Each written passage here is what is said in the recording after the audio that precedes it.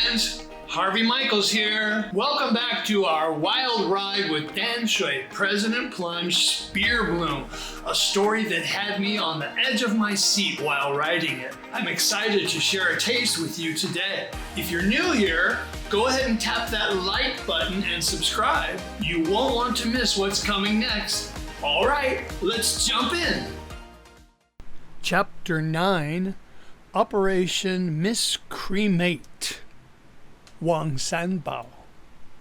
Bits and pieces of Wang Sanbao's dramatic arrival and early treatment are edited from hospital rooftop footage for a publicity press release.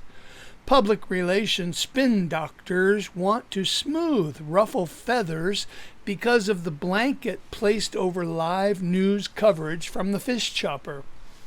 Issued public statements insist Wang Sanbao is a national figure and a government minister, and therefore the entire ongoing case and all the events at the warehouse are deemed top secret for national security reasons. Wang Sanbao grudgingly goes along with the proactive appeasement steps to control the narrative.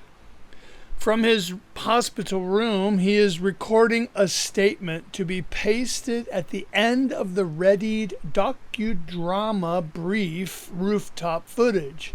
He speaks quietly but steadily, with his wife standing behind him. To each one of you, for your prayers, thank you. Thank you if you prayed for all the typhoon victims, and thank you if you prayed for my dear friend and bodyguard's family. And thank you if you prayed for my family. I thank God for His way of rescuing many of us through impossible odds. He shifts position in his hospital bed and raises his voice to speak as Minister Wang Sanbao. 2 people who survived and 2 people who perished helped me. You know very well Officer Paul Hu and his heroic actions. The other survivor will remain anonymous. Don't ask, we will not tell you. 2 of the people who died were captive for much longer than I was. They were threatened with consequences you can't imagine, forced to help in the typhoon kidnapping. They were alone in this world, with no one but each other. They were told no one would be hurt, but many would die if they didn't cooperate. I hold no ill will toward them. Just the opposite. I feel deep gratitude, and I ask the police to treat their final internment with the utmost respect, and I will gladly pay the charges for their funerals, whenever that is. Sanbao waits a few somber seconds and nods at the camera to say it is finished. Pearl steps over to her husband's side, stroking his hand and dabbing her tears of joy. She obeyed earlier and stood back where the official in charge suggested she stand during her husband's statement. That public affairs official said the elder billionaire patient might have to try recording several times. Now, after the first try, Sanbao grumbles, "That's good enough."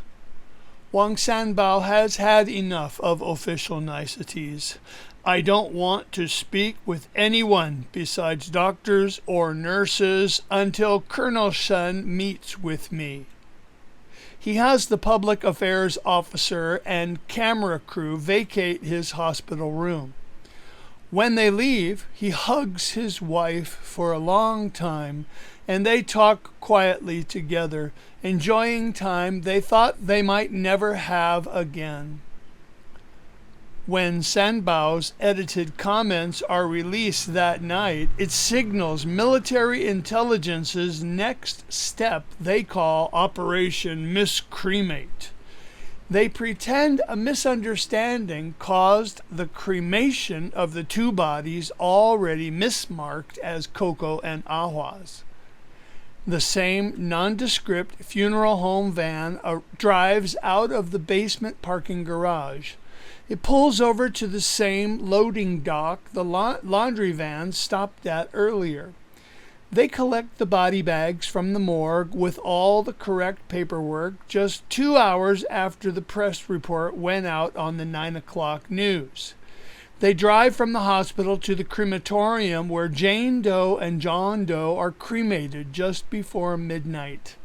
The next morning, Sunday, their ashes are collected and taken to a nice, simply decorated ash depository. They engraved a plaque with Coco and Ahua's names from their last lives and billed Wang Sanbao for everything. Honey and Ahua. Awake after a procedure to remove the bullet from his thigh, Ahua and Coco are meeting with doctors in an underground wing of the National Defense Medical Center, 2 floors lower than anyone knows are there. In between taking tests and x-rays, they eat the offered variety of easy-to-digest steamed vegetables. Doctors explain about the process, how long the healing would take, and how important it was to not touch the bandages. My daughter and I understand. So, you help spies? We can't tell you that, but I can tell you we will help you become unrecognizable by making a few changes. Really? That easy? Really? Yes, easy. Not quite, but it's simple, one doctor says. Another doctor continues, in your cases, it is less difficult because there may be no one ever looking for you. We just have to be sure. But you don't have to learn a new walk or go to a different country, nothing so drastic. It is their suggested plan to give Coco a narrower, higher nose. They also think a slightly fuller mouth and turned up, thicker lips would be effective. If Coco agrees, they will tilt her eyebrows up a degree and shave some from the lower jaw corners and her forehead's right and left edge when they do her eyebrows. They will reform her upper palate slightly and trade her top dog teeth into more prominently pointed ones like her father's, so her smile will look more like her father. The computer image they predict as her outcome is shockingly different. No facial recognition software would identify your after picture from your before picture. We could fool facial recognition, Daddy-O. Sounds painful, Ahua scowled. You will both need pain medicine, drugs, after your surgeries. Ahua will have his hairline lowered and his nose, eyebrows, jaw, and forehead reshaped the same way as Coco's. Ahua needs his lower palate moved out and rounded, and they will give him 6 new titanium teeth bottoms with natural-looking white caps. The doctors express much gladness that Ahua has no tattoos to alter or remove. You didn't ask her about tattoos. Ahua makes a face at Coco. You're so funny. Not. She slaps his elbow, laughing. We would like to straighten your back, Ahua, with your permission. The doctor sits back and gives Ahua a chance to digest this idea. Surgery on the bones of his face and back surgery at the same time is a lot to contemplate. Really? You can do that? Yes, definitely. See the x-ray here? Your scoliosis is not so severe, and you are in good physical condition. Strong as an ox, if you don't mind my saying. You will spend time in physical rehabilitation, but we are sure we will succeed. Our goal is for you to be unrecognizable, and we feel this is an important part, if you agree and allow us. Yes, it's all right with me if you remove the turtle from the skipper. He grins at Coco after making his joke. She half smirks at her father's pun and then beams at the full 3D renderings the plastic surgeon team shows them on the computer screen for her and her father. Both of them have longer hair, doctor's orders, and indulgence Coco never let herself enjoy. A psychologist specialist steps in and discusses other issues, such as habits of speech and names. Ahua is so common for a nickname in Taiwan, they tell him he can keep it, pleasing them both. Coco must go by Honey from now on, and she needs to call her father something other than Daddy-O. We want to commence as soon as possible. What do you say? Honey, does tomorrow work for you? Tomorrow sounds fine, Dad. There's nothing on my schedule. That night, Ahua dreamed of his big sister Huamei and a conversation they had shared long ago as teenagers. She was telling Ahua her pesticide story while they waited for their father to die in the Miaoli hospital. The strawberries were coming in just right, same as most of the strawberry farms, but a large part of their field had to be sprayed with pesticides right away. There were crews for hire who did the spraying, but the demand was too great. All the for-hire crews were unavailable that morning unless they got double pay. Baba and Mama said we had to do it together, quickly, once down to the road and then once back up again. That would spray 1/3 of the berries, the first third planted, the first to blossom, the first to bud berries, now fattened and soon to turn from white to red. The diluted pesticide we sprayed went on with no problem at first. It made pretty crystals on the dewy strawberry leaves. We went a little faster, and then a little faster still. We were always so careful where we stepped, but not careful enough to escape the harm of the pesticide.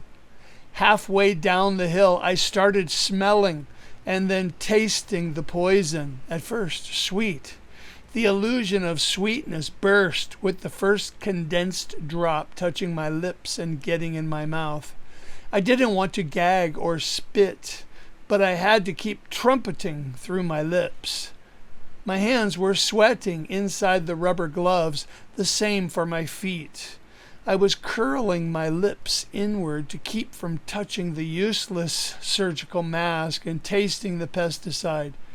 By doing that, my nostrils, stretched down and wide, began tasting it too. Mama and Baba were spitting constantly, and we were all gagging as we hurried back up. My stomach was wrenching, and I was half choking.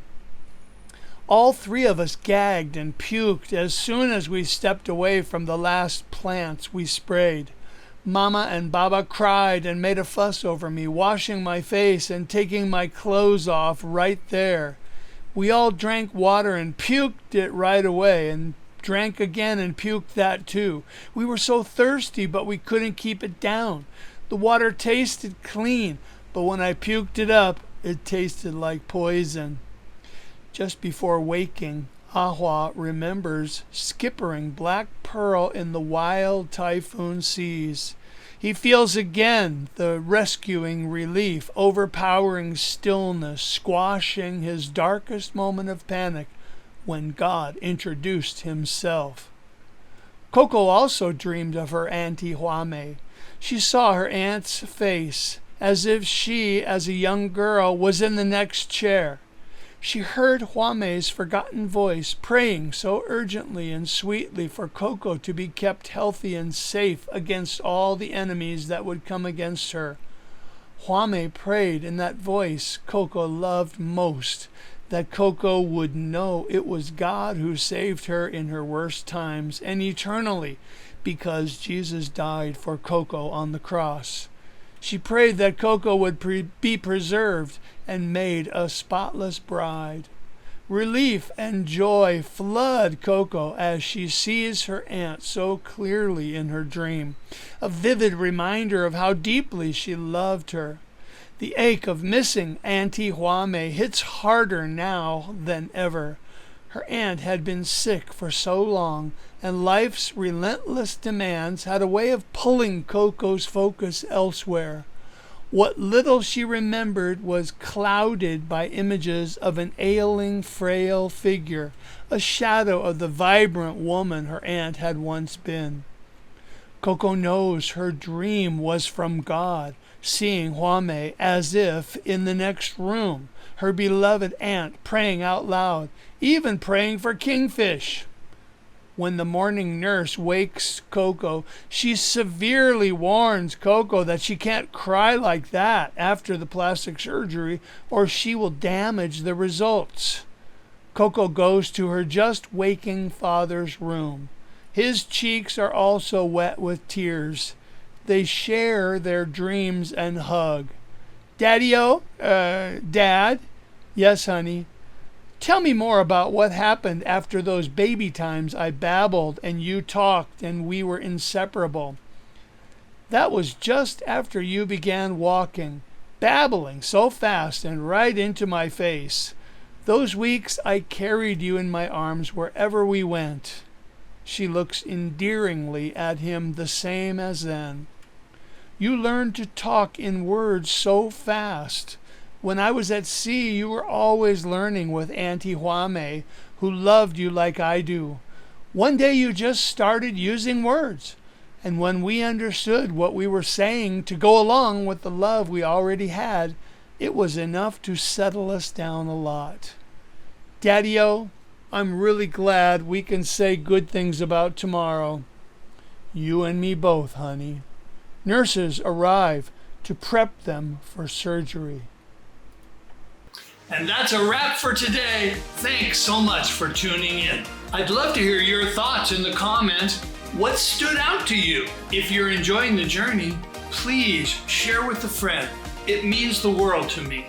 Want to hold the whole Danshui President Plunge adventure in your hand? It's waiting for you on Amazon. And if you do, please leave a quick review. Until next time, take care. I'll be right here ready for the next chapter. See you then.